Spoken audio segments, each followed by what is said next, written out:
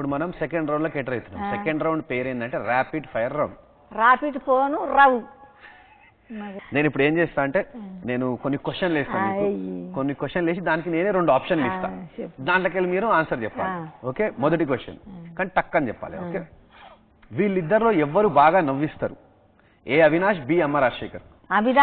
Avinash. Second question, ఇంట్లో ఎవరి జంట బాగుంది? అఖిల్ మోనల్ దంట బాగుంది. నీకు వీళ్ళిద్దరిలో ఎవరితో ఎక్కువ ఉండడం ఇష్టం? అఖిల్, దివి. నేను అఖిల్ తోనే ఎక్కువ ఇష్టమా? హౌస్ లో ఎవరికి కోపం ఎక్కువ?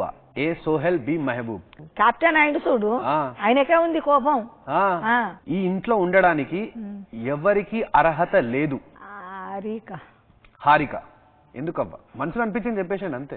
ఇక దాని కోపం తట్టుకుంటది, దాని మందంలో అదే ఉంటది, అటు ఇటు అది అవుతుంది ఇది. హారిక ఉండడానికి ఇంట్లో అర్హత లేదంటావు.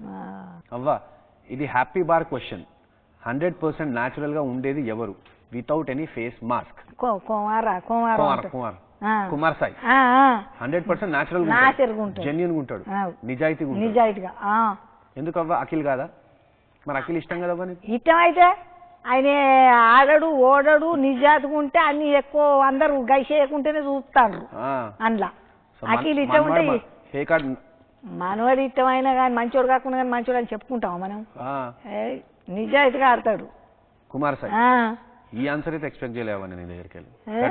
ఈ ఆన్సర్ ఎక్స్పెక్ట్ చేయలేదు, బట్ మస్తు కరెక్ట్ సమాధానం ఇచ్చినావు. చాలు ఎవరైతే మనవాడని కాళ్ళు వచ్చిందని నా మంచోడు అని చెప్పుకుంటే నాకు మంచిగా వస్తుంది విలువ.